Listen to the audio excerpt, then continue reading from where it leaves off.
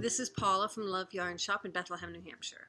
And this is a friend's sweater, and it has on the front right-hand shoulder a rather large moth hole. And so the first thing I did was I went to each live stitch where the thread was not broken, and I just put a little marker in it to hold it. And I'm going to try to repair this so that it is not as noticeable as if you were to do weaving and darning, which has a very different look, and I really don't want that look. I'd like to have the sweater repaired properly. And luckily I have in my stash a yarn which is very similar, and I think won't be that noticeable. And so that's what we're going to do, and I'll let you know how it goes. One thing I want to point out is that there are these cross pieces. You can see them. When I went to find out where the whole pieces were, I discovered these cross pieces, and those are the ones that I want to duplicate so that I can pull the stitch up as if it were a drop stitch. That's the plan. So I'll follow these with the new thread, new yarn, and see if I can, with duplicate stitch, make the garment look better, at any rate, than if I were to darn it. Okay, so back to the mending project. Different day, same project. And I have these 3 tattered strands, and what I've done is I've tried to clean up the area. I have moved back on both sides till I got to a stitch that was strong and whole. So because when I first looked at the project, I had a lot of these frayed ends. I don't want to work with frayed ends. I want to work with a strong stitch. So I had to pull the frayed ends out until I got to that strong stitch. And so now I have these longer pieces which indicate to me where I'm going to put the ladder with the new yarn. So I'm going to create ladders, just like when you're picking up a stitch, you're climbing a ladder. I'm now creating new ladders with strong new yarn. So it's a bit of a mess now. I have my markers clipped onto all the live healthy stitches. I have left the frayed bits hanging to take care of later, and I have created a grid across, so it's the ladder that the stitches will be climbing up, and I have 6 rows to draw those stitches up. So what I discovered about this yarn is it is very frail. Not just the yarn I'm working with, but also the yarn I'm using for mending breaks very easily. And so I've had to run my cross yarns as individual yarns with the ends hanging out here. And I will be able to take those down in underneath and secure them.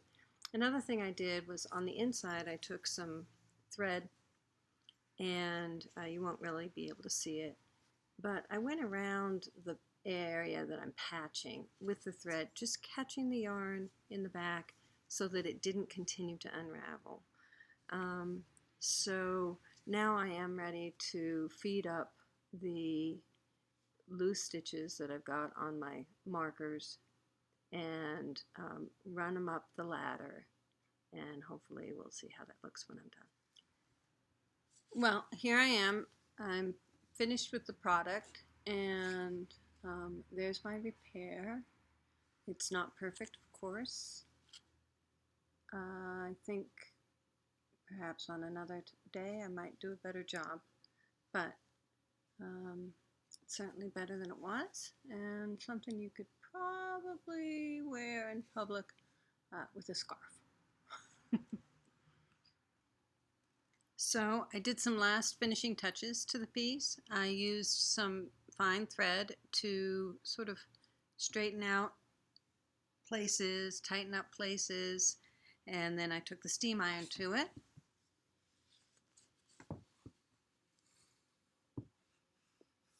Get some light on it. And there you go. Obviously not perfect, but it won't be that noticeable. So just to recap some of the basic principles of this repair. First of all, I took the stitches back to a strong stitch. This was a moth-eaten hole, so there were a lot of frayed edges. So we had to get rid of the frayed material and work with just healthy stitches. Then I built a ladder, and it ended up being most successful when each ladder was its own piece of yarn across. So I would pull the yarn in to the right-hand side of the hole by about an inch, going in and out to secure it, go across the hole, not pulling it tight, keeping it at its natural fabric lay, basically, and then put it through an inch on the other side. So in this particular case, I had 6 ladders. So then, with the live stitches, I was just feeding up the ladder like you would if you had a drop stitch. Now when I got to the top, it was a little bit different because there I had another loop that was a whole loop. And so I pulled that loop through and then pulled to the back and secured it on the back. And I did that across the whole piece. And then took the ends, put them into the back, and wove them in. And then also tidied up around the back where I had frayed ends.